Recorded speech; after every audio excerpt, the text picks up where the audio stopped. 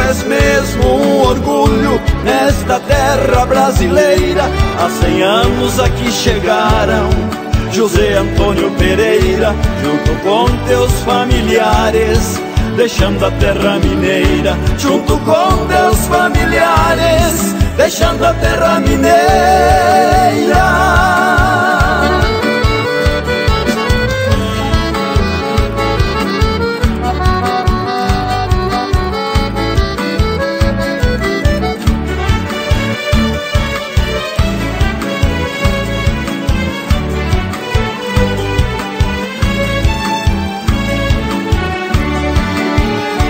Linda cidade morena, no estado é um colosso.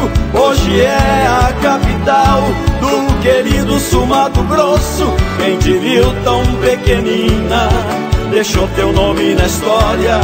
Quisera José Antônio te ver tão cheia de glória. Quisera José Antônio te ver tão cheia de glória.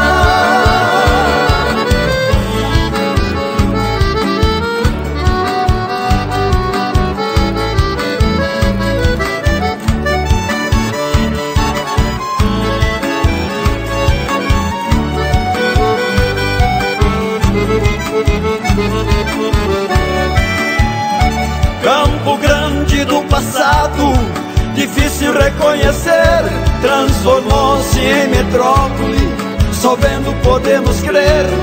Cidade planificada de um progresso acelerado, na história Sul Mato Grosso, teu nome está gravado. Na história Sul Mato Grosso, teu nome está gravado.